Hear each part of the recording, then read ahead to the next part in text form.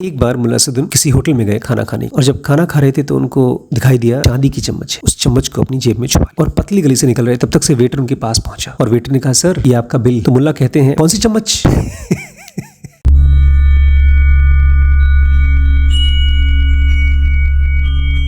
नमस्कार दोस्तों, स्वागत है आपका डीप नॉलेज में। आज एक क्वेश्चन को पहली बार मैं कैमरे में कैप्चर करना चाहता हूँ। ये मेरा पर्सनल क्वेश्चन है, किसी ने मेरे बारे में पूछा है। उन्होंने पूछा है कि मैं एनलाइटेंड कैसे हुआ। इसका कोई क्लियर आंसर नहीं है। मैंने पीछे जा कर के अपनी जर्नी को देखा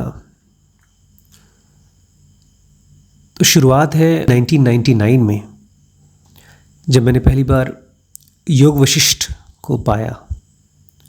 तो मैं कह सकता हूँ मेरे पहले गुरु श्री योग वशिष्ठ थे। कई साल पहले जब फिजिकली योग वशिष्ठ इस धरती पे थे तो मैं उनके साथ रह चुका हूँ। मेरी साधना उस समय पूरी तरह से पक्की नहीं थी, लेकिन जब पहली बार मैंने योग वशिष्ठ को पाया तो जो कुछ भी राम से कहा गया है वो सारी बात मुझे फिर से याद आ गई। इसलिए मुझे लगता है कि उन पे मुझे बहुत स्ट्रांगली भरोसा हो गया और उस दिन से मेरी इस लाइफ की स्पिरिचुअल जर्नी शुरू हुई। उस समय मैं सेकेंड ईयर MBBS में था, 1997 में। मेरा इंटरेस्ट पढ़ाई वढ़ाई से हट करके केवल स्पिरिचुअलिटी की तरफ था। उसके बाद ये यात्रा और आगे बढ़ी। बीच में काफ़ी स्ट्रगल्स हुए, बहुत से गुरुओं के पास गए, फिजिकल गुरुज़ के पास। उसके बारे में मैंने बहुत सी वीडियोज़ में जिक्र किया है। लेकिन मैंने इस लाइफ में अपने गुरु से मैंने दर्शन किए थे 14 फरवरी 2003 में। और जैसा कि आप में से बहुत से हमारे फ्रेंड्स जानते हैं कि ये एक किताब के रूप में हुआ था। जब मैं वो किताब ज़ेन योगा एक हमारे डॉक्टर अशोक थे उनकी लाइब्रेरी से लेकर आया था, तो मुझे रात को सपने में मेरे गुरु के दर्शन हुए थे। उनका रूप कुछ शंकर की तरह था, भगवान शिव की तरह। वो एक काले बैल के ऊपर बैठकर आए थे। उस काले रंग का बहुत ख़ास मतलब था, मेरे टीचर ने मुझे बाद में बताया था। और इस स्टोरी को मैं बहुत बार बता चुका हूँ कि उस मीटिंग में मुझे दो चीज़ें क्लियर हुई थी। एक कि ये दुनिया, फिज़िकल वर्ल्ड की तो रूल्स बहुत फिक्स्ड हैं, लेकिन इसको बदली जा सकती हैं।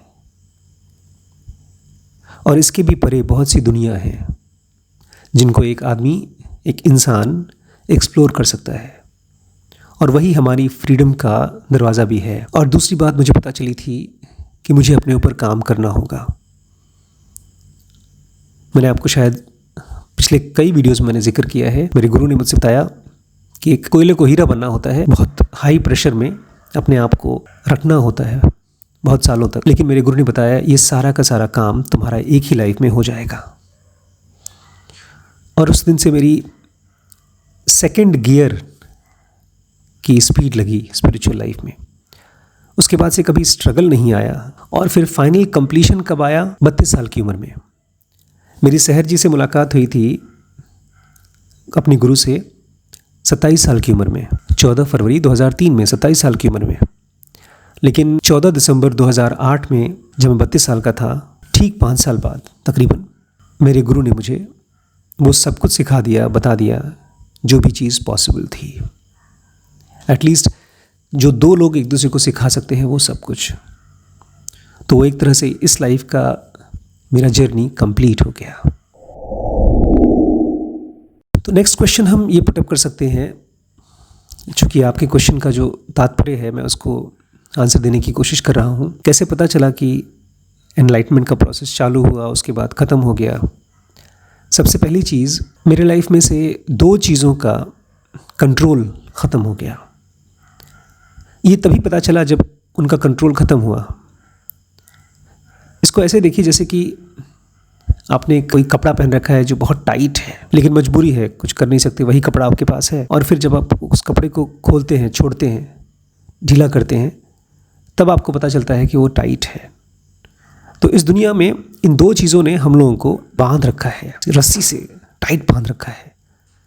और जब ये इनका फंदा मेरे ऊपर से छूटा तब मुझे पता चला कि ये दोनों एक्चुअली फंदे थे। इसमें से एक फंदा था प्लेजर का और दूसरा पेन का। इनका कंट्रोल मेरे ऊपर से ख़त्म हो गया। और बड़ी स्ट्रेंज चीज़ है, जब आपकी लाइफ में प्लेजर और पेन ख़त्म हो जाते हैं तो दो चीज़ें जो इन्हीं की वजह से आप अप्रोच कर रहे थे, पाने की कोशिश कर रहे थे, जिनको इनफैक्ट स्पिरिचुअल लोग छोड़ने की कोशिश करते हैं लेकिन छूटती नहीं, वो भी ख़त्म हो गया। और वो है डिज़ायर और फियर। हम लोग जब पेन से और प्लेजर से डील नहीं कर पाते हैं तो हमको डिज़ायर्स और फियर्स होते हैं। तो ऑब्वियसली जब कारण ख़त्म हो गया तो उसका जो इफ़ेक्ट था वो भी ख़त्म हो गया। उसके बाद मेरी 24 घंटे की लाइफ बड़ी हल्की थी। मुझे ऐसा फील होने लगा जैसे मैं हमेशा सेटिस्फाइड हूँ। अंदर से जो एक क्रेविंग होती है 24 घंटे, थॉट्स कुछ न कुछ पाना चाहता है, अपने आप को हासिल करके कुछ कंप्लीट महसूस करना चाहता है, वो ख़त्म हो गया। उसके बाद कभी भी इस तरह की फीलिंग नहीं आई कि मुझे कुछ भी चाहिए। उसके बाद धीरे धीरे ऐसा लगता है जैसे कि इस दुनिया की परत खुलने लगी मेरे आँख के सामने। इसको टाइम लगा, कई साल लगे, लेकिन मैं उसको साल से डिवाइड नहीं कर सकता। जैसे एक छोटा बच्चा जब जवान होता है, एक जवान बच्चा जब वयस्क होता है, प्रौढ़ होता है, और एक प्रौढ़ बूढ़ा होता है, तो ये टाइम डिवीजन नहीं क्लियर हो सकता। एक समय के बाद अचानक आप पाते हैं कि आप अगली स्टेज में पहुंच गए लाइफ। ऐसा ही कुछ मेरे साथ भी हुआ। मुझे दिखाई देना शुरू हो गया कि इस दुनिया में जो स्ट्रक्चर है इस दुनिया का, वो एक प्योर कॉन्शियसनेस का है, प्योर अवेयरनेस का। और उस प्योर अवेयरनेस में एक ऊपर से परत लगी हुई है, उसको हम यूनिवर्सल डिवाइन माइंड कह सकते हैं या यूनिवर्सल माइंड कह सकते हैं, जो फिजिकल वर्ल्ड का माइंड है। और इस फिजिकल वर्ल्ड के माइंड के ऊपर ढेर सारी चीज़ें हो रही हैं। जैसे एक टेलीविज़न होता है, उसमें बिजली आती है और टेलीविज़न में ढेर सारी चीज़ें होती रहती हैं। ऐसे ही मेन सोर्स इस दुनिया का वो प्योर कॉन्शियसनेस है, और वो pure consciousness universal divine mind को जिंदा करती हैं। इस यूनिवर्सल डिवाइन माइंड में चीज़ें होती हैं, लोग पैदा होते हैं, मरते हैं, ब्रह्मांड बनते हैं, ख़त्म होते हैं, सब कुछ जैसे एक मूवी स्क्रीन में चलता है वैसा होता रहता है। और इनकी कोई गिनती नहीं है। जैसे आप एक नदी के किनारे देखते रहें तो लाखों करोड़ों वेव्स चलती रहती हैं, उसी तरह से ये दुनिया भी आपको लहरों की तरह दिखाई देती है। ना आप उसको पसंद करते हैं, ना ही तो नापसंद करते हैं। अपने आप में वो खूबसूरत है, आपको डिस्टर्ब नहीं कर पाती, ना ही तो आप उसके साथ इन्वॉल्व होना चाहते हैं। और साथ ही साथ ये भी एक एहसास होता है कि जो भी इस फिज़िकल बॉडी में अवेयरनेस थी, अब वो पूरे ब्रह्मांड में है। जो पहले मुझे अपने उंगलियों में, अपने सर में, अपने पैरों में महसूस होती थी, जान, लाइफ फोर्स सब जगह महसूस होने लगी। और जो कुछ भी इस दुनिया में हो रहा है, जो भी घटनाएं हो रही हैं, बड़ी घटनाएं, छोटी घटनाएं, वो ऐसा लगने लगा जैसे वो मैं ही हूँ, वो मेरा ही है। जैसे इस शरीर में अगर कहीं खुजली होती है तो मेरे शरीर में खुजली हो रही है, अगर कहीं दर्द होता है तो मेरे शरीर में दर्द होता है। ऐसे इस पूरे ब्रह्मांड में जहाँ कहीं भी कुछ भी हो रहा है तो मुझे एहसास होने लगा कि ये मेरा हो रहा है। लेकिन इसके पीछे एक बड़ी ख़ास चीज़ है। इस दुनिया को चलाने वाली, रेगुलेट करने वाली फोर्सेस एक मिस्टिकल फोर्स से निकल के आती हैं। इस दुनिया को चलाने वाली जो फोर्स है वो एक सेंटर पॉइंट से निकल के आ रही है, जो किसी भी मशीन से, किसी भी माइंड से समझी नहीं जा सकती। वो सब कुछ समझ सकता है, जान सकता है, लेकिन उसको कोई नहीं समझ सकता। और वो मिस्टिकल पावर जो दुनिया को चला रही है, जिसको कोई नहीं समझ सकता, उसी को हम लोग प्योर अवेयरनेस कहते हैं। एक बार मुल्ला सदुन किसी होटल में गए खाना खाने के लिए, बड़े महंगे होटल में गए, किसी 5 स्टार होटल में। और जब खाना खा रहे थे तो उनको दिखाई दिया जो चम्मच जो सर्व किया जाता है, जिस चम्मच से वो लोग खाते हैं, वो चांदी की चम्मच है। तो उन्होंने खाना खा के फटाफट उस चम्मच को अपनी जेब में छुपा लिया और पतली गली से निकल रहे थे दरवाजे की तरफ, एग्जिट की तरफ बाहर निकलने के लिए। तब तक से वेटर उनके पास पहुंचा और वेटर ने कहा, सर ये आपका बिल। तो मुल्ला कहते हैं कौन सी चम्मच? हमारी और आपकी हालत भी ऐसी ही है। जब हम ईश्वर को समझना चाहते हैं तो असल में हम ईश्वर को नहीं समझ रहे हैं, हम अपनी थॉट्स को समझ रहे हैं। जब हम ईश्वर को अप्रोच करना चाहते हैं तो असल में हम ईश्वर की बात ही नहीं करते, हम जो अपने माइंड में चल रहा है उसकी बात करते हैं। इसलिए हमने ईश्वर को मूर्ति के रूप में बना करके ये भी नहीं सवाल पूछा कि मूर्ति किस चीज़ को रिप्रेजेंट कर रही है। बस इसी में सेटिस्फाइड हो गए हैं कि हम कुछ करते रहेंगे और ईश्वर की जिम्मेदारी है कि वो हमारी देखभाल करे। फिर जब लाइफ धक्का मारती है और हमको बिल देती है तो हम लोग किसकी बात करते हैं? चम्मच की बात करते हैं। मुझे ये समझ में आया कि ये दुनिया मेरे से ही बनी हुई है। जैसे आभूषण बनते हैं, सोने से बनते हैं, और एक बार आप उस सोने को पिघला दें तो आपके पास सॉलिड गोल्ड मिल जाएगा। मुझे समझ में आया कि इस शरीर में अगर कोई चीज़ तत्व है जिसको मैं कह सकता हूँ, तो इस रूप में और नाम में नहीं है। जब ये चीज़ समझ में आया तब अपने बॉडी के रूप के साथ और नाम के साथ डिटैचमेंट हो गया। ऑटोमेटिकली समझ की वजह से डिटैचमेंट आया। और फिर जैसे मैंने आपसे कहा, एक बार आपका अपने शरीर के साथ अटैचमेंट ख़त्म हो जाता है तब कोई डर और कोई डिज़ायर बचती नहीं है। और अगर आपके ब्रेन में कोई डर या डिज़ायर नहीं है तो फिर आपको इस दुनिया में दोबारा आने की कोई ज़रूरत नहीं है।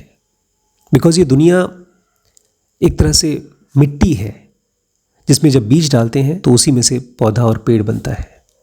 लेकिन बीज होना चाहिए। अगर आपके पास बीज नहीं है तो फिर ये दुनिया आपको डिस्टर्ब नहीं कर पाती, आपको वापस खींच नहीं पाती। जाने से पहले मुल्ला नसरुद्दीन की एक और कहानी।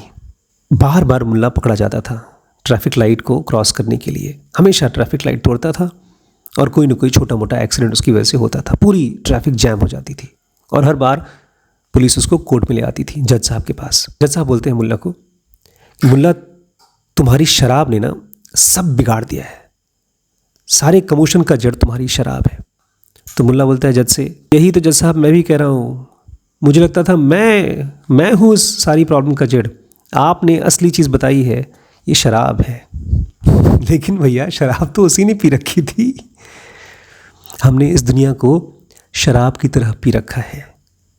हम इस दुनिया को ब्लेम करते हैं लेकिन पिया तो हमने है। जब तक आप खुद को प्योर फॉर्म में नहीं जानना चाहेंगे तब तक एनलाइटमेंट पॉसिबल नहीं हो पाएगी। और मेरे जैसा नॉर्मल आदमी जिसकी कोई बहुत बड़ी आकांक्षाएं नहीं थी, मैं बहुत ही सिंपल लड़का था, अगर मुझे एनलाइटमेंट हो सकता है तो किसी को भी हो सकता है। उसके बाद से तो कोई और चीज़ बची ही नहीं। फिर मेरी लाइफ का पर्पस ही हो गया कि सब के सब ज़ेन योगा समझ सकें, उसको अपनी लाइफ में डाल सकें। इसीलिए हम लोगों ने, पहले मैं स्कूल्स में जाता था, बच्चों को पढ़ाता था, कई स्कूलों में गया, फिर मैंने छोटे छोटे प्रोग्राम्स करना शुरू किए। अब हम लोग इसको ऑनलाइन पढ़ाते हैं और मैंने देखा है कि पर्सनल इंटरेक्शन ज़्यादा पॉसिबल हो पाता है ऑनलाइन में। तो वीडियोस के ज़रिए और पर्सनल हेल्प के ज़रिए आप मुझसे कनेक्ट कर सकते हैं ऑन ज़ेन योगा बेसिक और एडवांस कोर्सेज।